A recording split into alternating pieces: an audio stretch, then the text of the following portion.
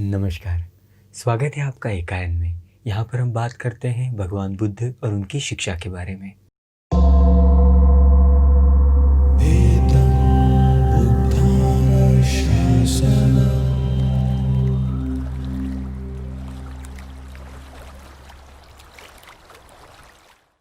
आज हम बौद्ध मत में आने वाली एक महत्व की संकल्पना के बारे में जानेंगे। बोधिसत्व, इस संकल्पना के बारे में जानेंगे।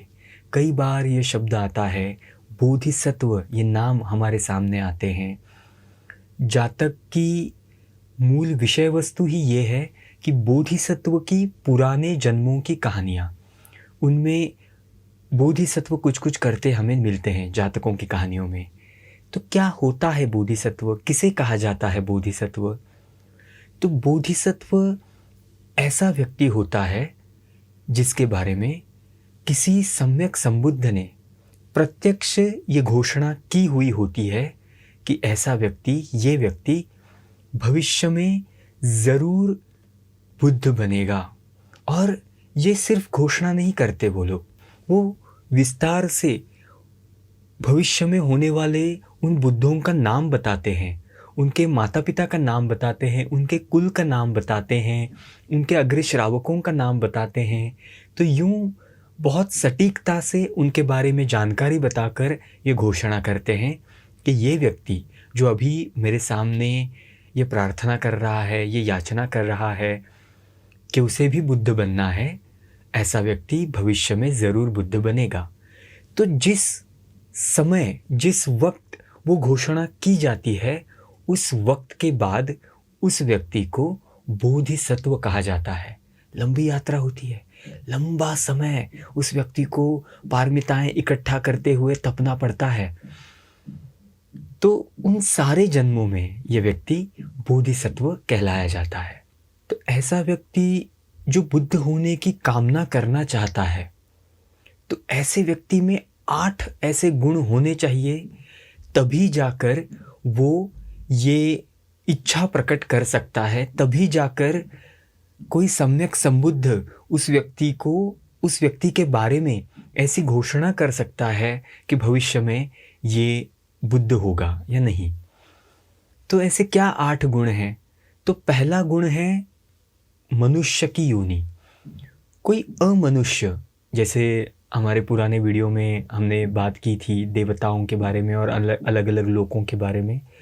तो किसी अन्य लोक का जीव, चाहे वो देवलोक का जीव हो, चाहे ब्रह्मा हो, कितना भी पुण्यशाली हो, लेकिन सिर्फ मनुष्य ही बुद्ध होने की याचना करने के लिए लायक होता है। मनुष्य होना बड़ा आवश्यक। कोई मनुष्य ही बुद्ध होने की याचना किसी सम्यक संबुद्ध के सामने कर सकता है, कोई अमनुष्य ये याचना नहीं कर सकता। दूसरा गुण जो है वो जीव पुरुष ही होना चाहिए। कोई स्त्री बुद्ध होने की याचना नहीं कर सकती। कईयों को इस बात में आपत्ति हो सकती है कि ऐसा क्यों? तो एक तो ऐसा लिखा गया है, मैं नहीं अधिकार से कह सकता कि ऐसा क्यों, लेकिन ये भी हमें मिलता है कि जो हमारा जेंडर है, जो लिंग है, वो कायम भी नहीं रहता, वो भी जन्मों जन्मों तक बदलता रह सकता है। कोई स्त्री को अगर बुद्ध होने की इच्छा है, तो ये इच्छा अगर प्रबल है तो वो पुरुष का जन्म धारण कर सकती है और अपनी इच्छा के अनुसार बुद्ध के सामने अपनी इच्छा प्रकट कर सकती है। तो जन्मांतर में लिंग भी बदल सकते हैं, लिंग का भाव भी बदल सकता है। लेकिन जिसे बुद्ध बनना है वो इच्छा प्रकट करते समय पुरुष ही होना चाहिए। तो मनुष्य होना चाहिए, पुरुष होना चाहिए। तीसरा है हेतु। हेतु का मतलब है उसमें इतनी पारमिताएं पूर्ण होनी चाहिए। पारमिताओं के बारे में हमने कहा है, पारमिताएं मतलब ऐसे गुण जो हमें मुक्त होने के लिए आवश्यक है, ऐसी प्रवृत्तियां। तो उसकी ये प्रवृत्तियां, इसकी ये पुण्य पारमिताएं इतनी हद तक पूरी होनी चाहिए कि उस जन्म में वो अरहंत हो सकता है। अरहंत होने इतनी पारमिताओं को वो व्यक्ति ने पूरा कर चुका होना चाहिए। वो व्यक्ति बुद्ध से अगर एक बार विपस्सना की विद्या सीख ले, धम्म की देशना ले ले, तो वो उसी जन्म में अरहंत हो सकता है, लेकिन वो अपनी मुक्ति को नकारता है, अनेकों के मुक्ति का कारण बनना चाहता है और एक सम्यक संबुद्ध होने के लिए बहुत बड़ी पारमिताएं लगती हैं। तो अरहंत होना नकार कर सम्यक संबुद्ध होने के लिए वो कटिबद्ध होता है, संकल्पित होता है। तो उतनी पारमिताएं तो उसे उस जन्म में होनी चाहिए जब वो ये याचना कर रहा हो किसी बुद्ध के सामने कि मुझे भी सम्यक संबुद्ध बनना है। तो ये हेतु उसमें होना चाहिए, बुद्ध होने इतनी पारमिताएं पूर्ण होनी चाहिए। चौथा है बुद्ध दर्शन। प्रत्यक्ष सम्यक संबुद्ध उस समय मौजूद होने चाहिए, उनके सामने ही करबद्ध तरीके से वो ये याचना कर सकता है। बुद्ध के किसी प्रतिमा के सामने ये याचना नहीं हो सकती, उनके स्तूप के सामने ये याचना नहीं हो सकती, बोधि वृक्ष के सामने ये याचना नहीं हो सकती। प्रत्यक्ष सम्यक संबुद्ध जीवित रूप में उस व्यक्ति के सामने मौजूद होने चाहिए, तभी ये याचना, बुद्ध होने की याचना की जा सकती है। पांचवा है संन्यास। ऐसा व्यक्ति गृहस्थ नहीं होना चाहिए। कोई गृहस्थ भले ऊपर की सारी बातों को पूरा करता हो, उसमें अरहंत होने इतने गुण भी हो, प्रत्यक्ष सम्यक संबुद्ध भी सामने हो, लेकिन वो गृहस्थ ही है, ऐसा व्यक्ति नहीं कर सकता। वो सन्यासी होना चाहिए, वो गृह त्यागा सन्यासी ही होना चाहिए। कोई सन्यासी ही ये याचना कर सकता है, गृह त्यागी ही ये याचना कर सकता है किसी सम्यक संबुद्ध के सामने। छठा है गुण। गुण मतलब उस व्यक्ति में सन्यासियों के जो गुण हैं, सन्यासी होकर जो सबसे ऊंची अवस्था प्राप्त की जा सकती है। ऊंची अवस्था मतलब समाधि में सबसे ऊंची अवस्था, 5 अभिज्ञाएं और 8 समापत्तियां उसने हासिल की होनी चाहिए। ध्यान के सारे प्रकारों को उसने अच्छे तरह से अपने अंदर बिठा लिया होना चाहिए। ऐसा व्यक्ति, कोई आम सन्यासी नहीं, कोई आम घर छोड़ा व्यक्ति नहीं, तो सन्यास धर्म को पूरा किया हुआ, चरम तक लेके गया हुआ व्यक्ति होना चाहिए। ऐसा ही व्यक्ति लायक होता है बुद्ध होने की इच्छा प्रकट करने मात्र के लिए। तो ये आवश्यक गुण, छठा गुण। सातवां गुण है अधिकार। तो किस प्रकार से उसे अधिकार आता है? सन्यासी है, बुद्ध के सामने अमूमन ऐसा व्यक्ति पहली बार ही आता है, तो एक भरमायापन हो सकता है। अधिकार का मतलब है ऐसा व्यक्ति पूर्ण रूप से समर्पित होना चाहिए बुद्ध के प्रति, बुद्ध के शिक्षा के प्रति उसमें पूर्ण रूप से समर्पण होना चाहिए। तब वो व्यक्ति अधिकारी होता है बुद्धत्व के लिए मांग करने का। उसने जो संन्यास धर्म को पूरा किया है वो किसी बुद्ध से सीख कर नहीं किया, कोई अन्य गुरु रहे होंगे उसके, या अपने आप से किया होगा। इसके बावजूद इतना विनय उसमें होना चाहिए, इतनी नम्रता उसमें होनी चाहिए कि बुद्ध के सामने पूर्ण रूप से सश्रद्ध होकर, पूर्ण समर्पित होकर वो ये याचना कर सके। तो ये सातवां गुण अधिकार होना चाहिए। और आठवां गुण छंद। छंद का एक अर्थ होता है चुनाव, चुनना। एक अर्थ ऐसा भी होता है कि इच्छा करना, पर ये कोई आम इच्छा नहीं है, प्रबल इच्छा है, दृढ़तर संकल्प है। देखिए कितनी प्रबल इच्छा है। वो अपनी मुक्ति नकारेगा और एक अति दीर्घ यात्रा चुनेगा। तो कितना तीव्र छंद होना चाहिए, कितनी तीव्र इच्छा होनी चाहिए। तो वो ऐसा जीव अपनी मुक्ति नकारेगा और एक लंबी अति दीर्घ यात्रा के लिए तैयार होगा। बहुत मुश्किलें आएंगी उसे, बहुत अड़चनों से वो गुजरेगा। एक अरहंत के लिए जितनी मात्रा में पारमिताएं इकट्ठा करनी होती है, उससे कई कई गुना ज्यादा मात्रा में एक सम्यक संबुद्ध को पारमिताओं को पूरा करना होता है। इतनी पारमिताओं को वो व्यक्ति पूरा करने के लिए कटिबद्ध होगा। हम जातकों में पढ़ते हैं क्या क्या न कर गुजरना पड़ा उन बोधिसत्वों को सम्यक संबुद्ध होने के लिए। जान देनी पड़ी है, कितनी बार जीवन अर्पित करना पड़ा है उनको, तब जाकर वो पारमिताओं को पूरा कर पाता है। वैसी प्रवृत्ति, इतनी प्रवृत्ति को दृढ़ता तक ले जाता है, दृढ़ता से पूर्ण कर पाता है। तो इसकी महान इच्छा होनी चाहिए, इतना छंद प्रबल होना चाहिए। अनेक अड़चनें आती हैं, उन अड़चनों को पार करने के लिए उसमें वो उपाय कौशल्य होना चाहिए, उपाय कौशल ज्ञान होना चाहिए कि अड़चनें जो भी हो मैं उसको पार कर ही गुजरूंगा और उसके पार में जा ही जाऊंगा। तभी जब अंतिम जन्म में, बोधिसत्व के अंतिम जन्म में, जब मार अपनी पूर्ण शक्ति के साथ उसके सामने आते हैं, उन शक्ति के साथ उस बोधिसत्व से लड़ते हैं, ये उपाय कौशल ज्ञान ही है, ये उनका दृढ़तम संकल्प ही है जो उनको उस मार को पराजित करने में मदद करता है, सहायभूत होता है और पूर्ण सम्यक संबोधि वो प्राप्त करते हैं।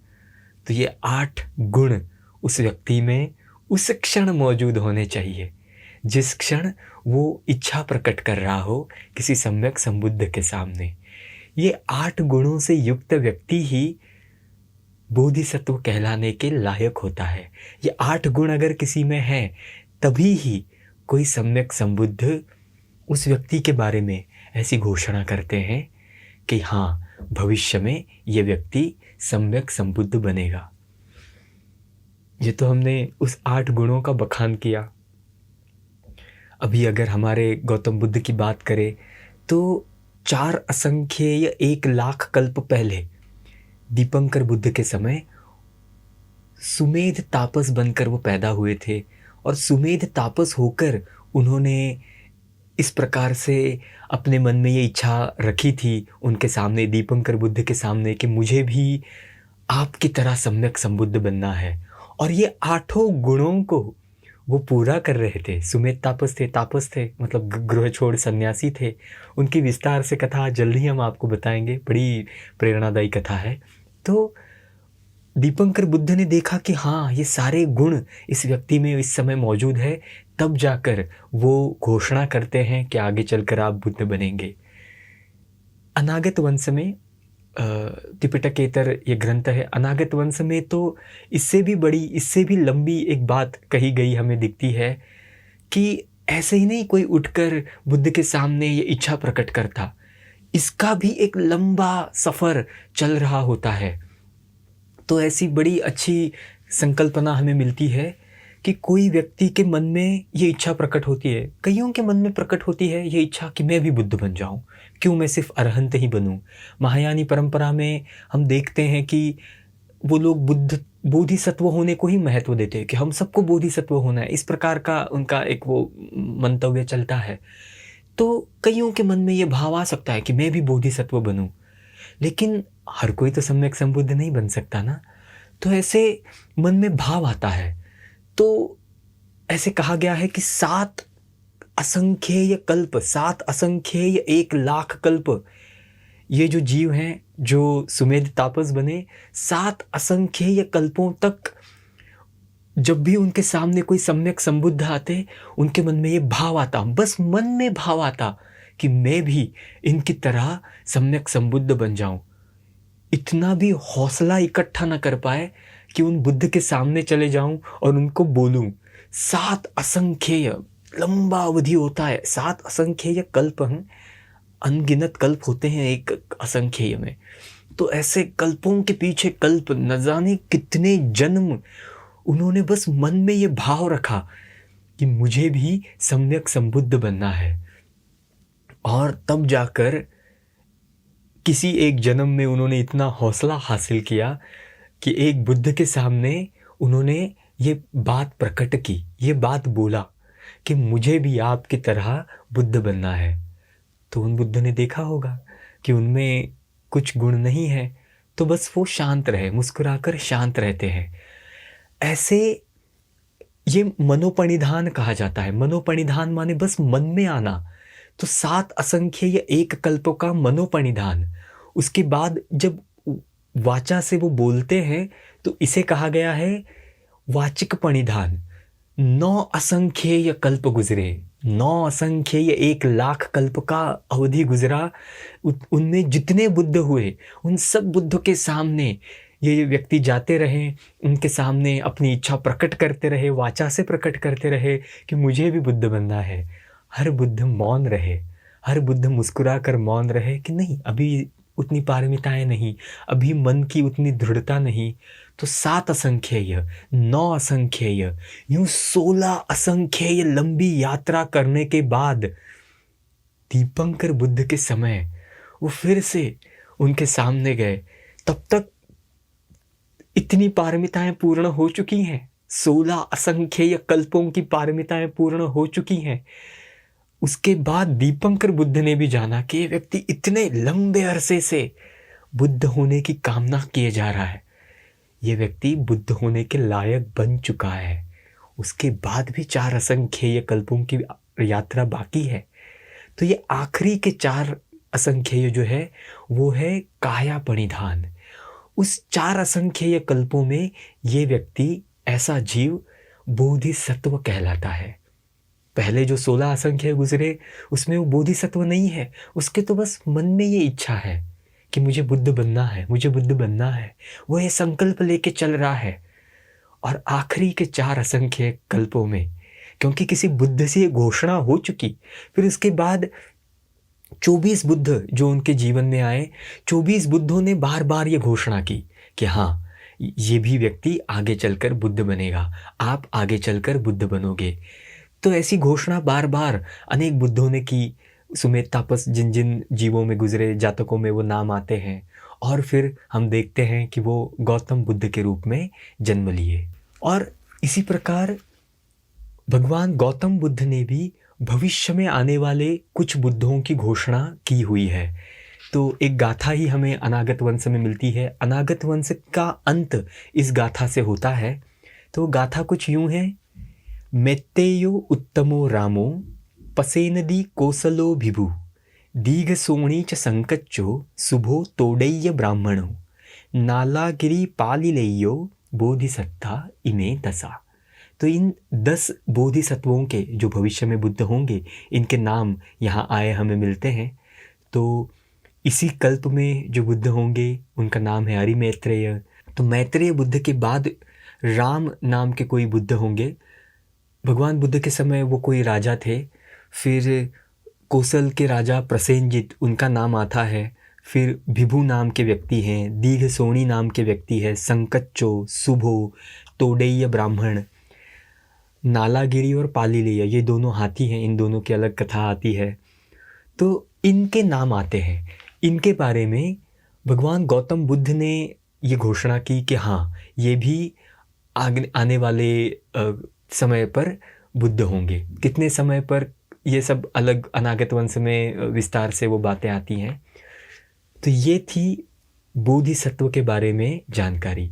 अगर आपको इस बारे में कुछ सवाल हो तो ज़रूर हमें कमेंट में लिखिएगा। अगर ये वीडियो अच्छा लगा हो तो औरों को भी बताइएगा। चैनल को सब्सक्राइब करिए, बेल आइकन दबाइए।